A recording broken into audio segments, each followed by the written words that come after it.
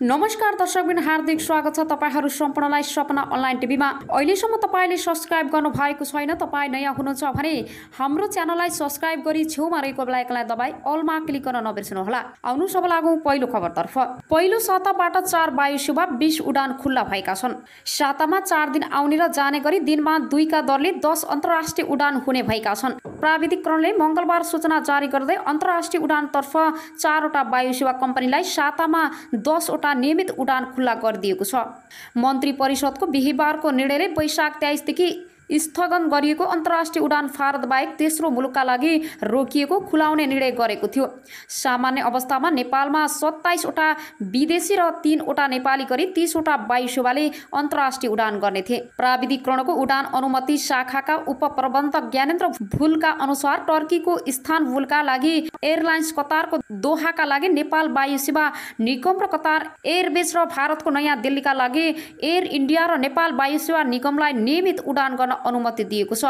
पर्यटन मन्त्रालयका एक अधिकारी अनुसार यो सुविधाले अब अन्तर्राष्ट्रिय उडानतर्फ स्वदेशी विदेशी यात्रुले केही नेपाली ट्राभल एजेन्टले वायु सेवाकै कर्मचारीसँग मिलेर असुलले महँगो टिकट खरिद गर्न पर्ने बाध्यता हट्नेछ। प्राविधिकरणको नयाँ तालिमका अनुसार युरोप अमेरिकाका यात्रुले अब हरेक बिहीबार टर्की एयरलाइन्सको उडानबाट ओहोर दोहोर गर्न सक्नेछन्। त्यस्तै दिल्ली काठमाडौँ बुधबार र शुक्रबार उडानलाई निरन्तरता दिएको छ, जुन यसअघि निषेधाज्ञामा पनि जारी नै थियो। यस्तै दोहा हुँदै मध्य पूर्वी मुलुक लगायत अन्य मुलुकहरूमा जान सोमबार बिहीबार कतार र राति नेपाल वायु सेवा निगमले काठमाडौँबाट उडान गर्नेछन्। सोमबार राति नेपालबाट दोहा जाने निगमको विमान मंगलबारबाट मात्रै काठमाडौँ फर्किनेछ। प्राविधिकरणले हालमा यी 4 वटा वायु सेवा कम्पनीलाई सातामा 10 वटा नियमित उडान जेठ 18 देखि असार 16 सम्म खुल्ला गरिदिएको छ। त्यसपछि पुनः महामारीको अवस्थाको विश्लेषण गर्दै उडान थप घट हुने मन्त्रालयका ती अधिकारीले बताए। सरकारले चीनका लागि पनि उडान खुल्ला गरेको छ, तर हाल कुनै पनि चीनिया वायु सेवाले उडान गर्ने इच्छा नदेखाएकाले अनुमति जारी गरिएको छैन। लो रिस्कमा रहेको चीनले हाल विदेशी उडानलाई खुकुलो बनाइसकेको छैन।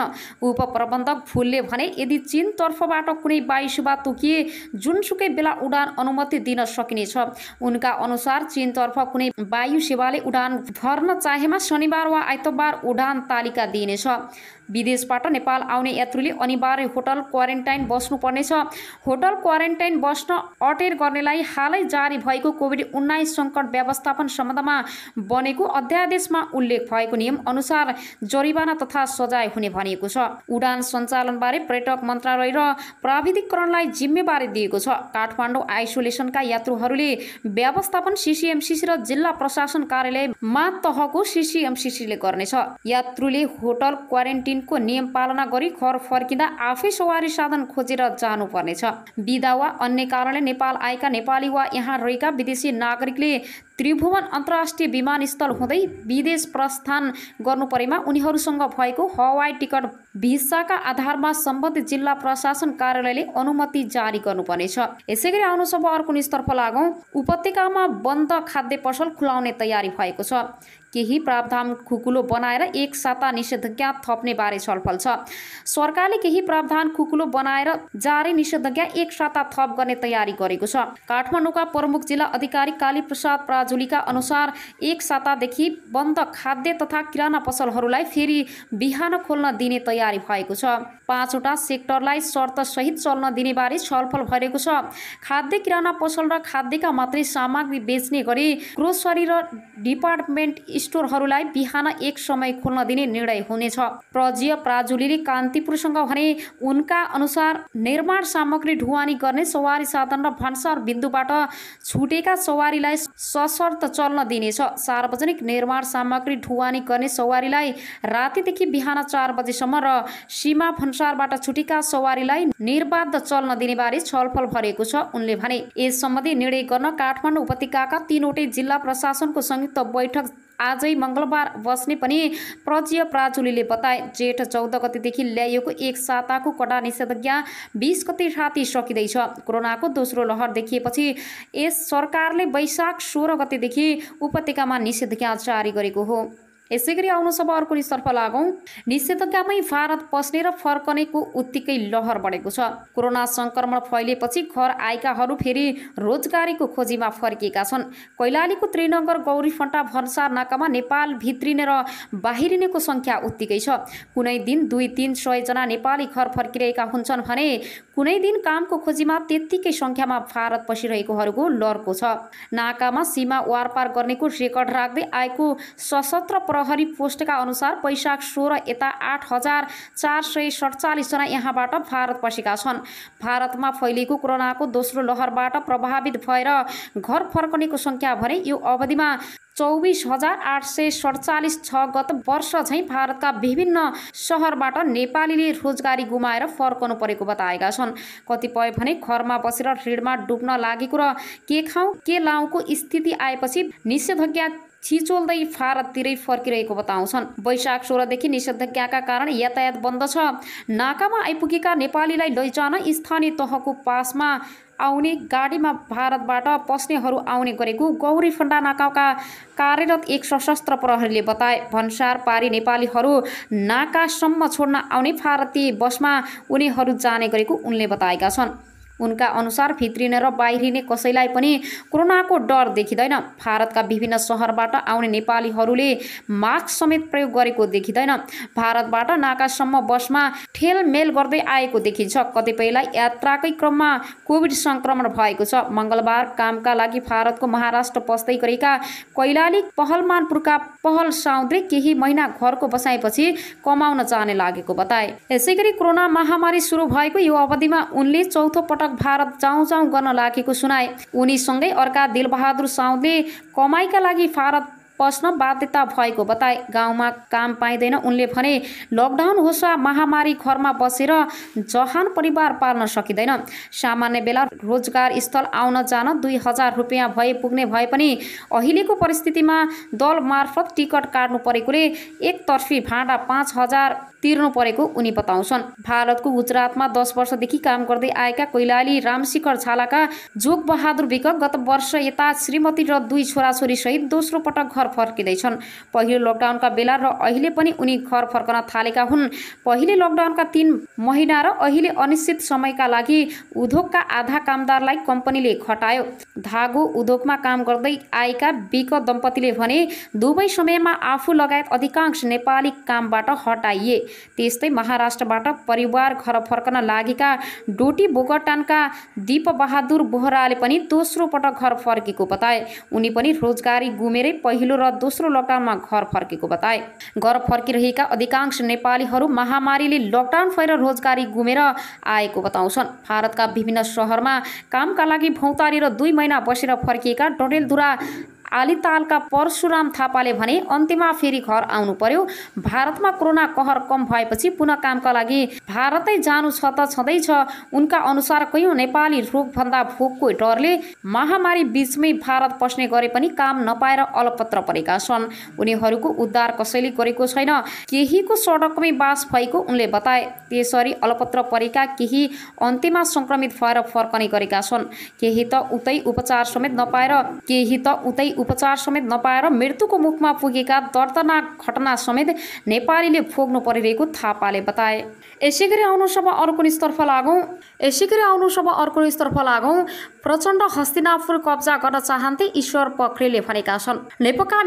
नेपक्का एमालेका महासचिव एवं उप प्रधानमन्त्री ईश्वर पोखरेलले नेपाल कम्युनिस्ट पार्टी नेपक्काको एकता नजोगिनुमा 3 प्रवृत्तिले भूमिका खेलेको बताएका छन्। अनिरा विश्वको भर्चुअल प्रशिक्षणमा उप प्रधानमन्त्री पोखरेलले एमाले भित्र रहेको अन्तर्विरोधमा माओवादी केन्द्रका अध्यक्ष पुष्पकमल दाहाल प्रचण्डले खेल्न खोजेपछि पार्टी एकता जोगाउन नसकिएको पोखरेलले बताए। पार्टी भित्र गुटगत प्रवृत्तिका विकास हुँदै आएको थियो।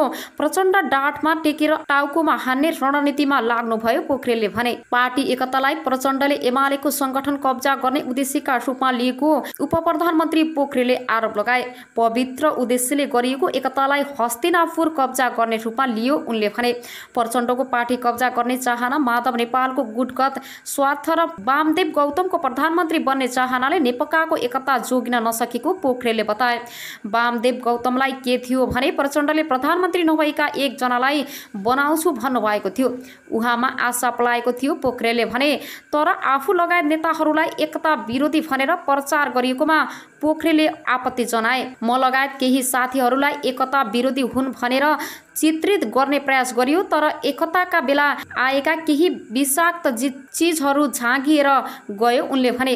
राजनीतिक स्थिरता कायम गर्ने प्रधानमन्त्री केपी शर्मा ओलीको सपनाले पार्टी एकता भएको पनि पोखरेलले बताए। यसैगरी आउनु अब अर्को निष्तर्फ लागौं। न्यायाधीश कार्की र भट्टराईको राय संसद विघटनको मुद्दा नेकपा वैवाहिक उत्पादन हो। संसद विघटनको मुद्दा हेरिरहेको संवैधानिक इजलासका न्यायाधीश दीपक कुमार कार्की र आनन्द मोहन भट्टराईले यो मुद्दा नेकपा विवादकै मुद्दाको उत्पादन रहेको ठहर गर्दै ती मुद्दाको सुनवाईमा संलग्न न्यायाधीशहरूले संसद विघटनको मुद्दा हेर्न उपयुक्त नहुने राय दिएका छन्। मंगलबार संवैधानिक इजलासमा आफ्नो राय प्रस्तुत गर्दै दुई न्यायाधीशले संसद विघटनको मुद्दा 23 फागुनको फैसलाको उत्पादन भएको बताएका छन्। 23 फागुनमा न्यायाधीश बम कुमार श्रेष्ठ र कुमार रेग्मीको इजलासले नेकपा माओवादी विवादमा नेकपा एमाले र नेकपा माओवादी केन्द्र बीचको एकता अस्वीकार गर्दै यी दुई पार्टी अलग अलग रहने फैसला गरेको थियो। त्यसविरुद्ध नेकपा माओवादी केन्द्रका अध्यक्ष प्रचण्डले हालेको पुनरावलोकन मुद्दा प्रधान न्यायाधीश सोलेन्द्र शमशेर राणा र तेजबहादुर केसीको संयुक्त इजलासले खारेज गरिदिएको थियो। यस अदालतबाट गत फागुन 23 मा अन्तिम आदेश भएको 2077 देखिको रिट र हालको रिट निवेदनहरूमा उल्लेखित पक्ष विपक्ष र विषयवस्तुलाई निहालेर हेरेमा सो फैसलाको उत्पादन हामी समझ प्रस्तुत विवादहरू हुन् भने निष्कर्षमा जो पनि पुग्न सक्छ उनीहरूले आफ्नो रायमा भनेका छन्। न्यायाधीश कार्की र भट्टराईले आफूले निर्णय गरेको मुद्दाभित्र सो निर्णयका उत्पादन मुद्दा पनि पर्छन् भन्ने न्यायाधीशले राम्रोसँग बुझ्नुपर्ने बताएका छन्। त्यसैले आफूले फैसला वा आदेश गरेका मुद्दासँग जोडिएको पक्ष वा प्रश्न सम्बन्धित रहेको सानो दृश्यान्त पेश हुँदा पनि हामीले मुद्दा आफू रहितको इजलासमा पेश गर्नु भनी आदेश गर्ने परम्परा बसालेका छौं। उनीहरूले भनेका छन् संसद विघटनको मुद्दाको सुनवाईका लागि प्रधान न्यायाधीश चोलेन्द्र शमशेर जबरारले आफूसहित न्यायाधीश कार्की भट्टराई तेजबहादुर केसी र बम कुमार श्रेष्ठ रहेको संवैधानिक इजलास गठन गरेका थिए। तर रिट निवेदक पक्षका कानून व्यवसायीले न्यायाधीश श्रेष्ठले नेकपा माओवादी सम्बन्धी मुद्दा फैसला गरेको र केसीले उक्त फैसलाको पुनरावलोकन मुद्दा फैसला गरेकोले संसद विघटन मुद्दा हेर्न नमिल्ने आवाज उठाएका थिए। मंगलबार न्यायाधीश केसी र श्रेष्ठले भने नेकपा विवाद र संसद विघटन अलग अलग मुद्दा भएकाले आफूहरूले मुद्दा हेर्न नमिल्ने राय दिएका थिए। संसद विघटनको प्रस्तुत मुद्दा नेकपा फुटाउने आदेशको उत्पादन भएको भन्दै दुई न्यायाधीशले नेकपा मुद्दाको फैसला र पुनरावलोकनमा संलग्न न्यायाधीशहरू बम कुमार श्रेष्ठ र तेजबहादुर केसी संवैधानिक इजलासमा बसेर संसद विघटनको मुद्दा हेर्न नहुने स्पष्ट राय दिएका छन्। वरियता विपरीत श्रेष्ठ र केसीको संलग्नताका विषयमा सर्वोच्च अदालतका न्यायाधीशहरू सन्तुष्ट थिएनन् भने इजलासमा बहसका क्रममा वकिलहरूले पनि सो विषय जोडतोडका साथ उठाएका थिए। इजलास गठनकै विषयमा वरिष्ठ न्यायाधीशको असन्तुष्टि मात्र होइन, नेपाल बार एसोसिएसनका अध्यक्षले समेत प्रधान न्यायाधीशलाई भेटेर कनिष्ठ र मुद्दासँग संलग्न न्यायाधीश संवैधानिक इजलासमा बसेको भन्दै सन्तोष देखाएपछि प्रधान न्यायाधीशले वरिष्ठताकै आधारमा इजलास पुनर्गठन गर्ने बताएका छन्। संवैधानिक इजलास गठन वरिष्ठका आधारमा गर्ने भन्दै न्याय परिषदले रोस्टर नै सार्वजनिक गरेको अवस्थामा प्रधान न्यायाधीशले कनिष्ठ र मुद्दाका संलग्न न्यायाधीशहरूलाई इजलासमा राखेका थिए। तर चौतर्फी दबावपछि प्रधान न्यायाधीश राणा वरिष्ठताकै आधारमा इजलास गठन गर्नुपर्ने अवस्थामा पुगेका छन्। यसैगरी फेरि पनि तपाईहरुको माझमा नयाँ नयाँ न्युजहरू ल्याएर उपस्थित हुने नै छु। सपना अनलाइन टिभीलाई लाइक, कमेन्ट, शेयर, सब्स्क्राइब गरी साथै छेउमा रहेको बेल आइकनलाई दबाई अलमा क्लिक गरेर साथ दिनुहोला भन्दै अहिलेलाई भने तपाईहरुको माझबाट बिदा हुन चाहन्छु। हस्त नमस्ते।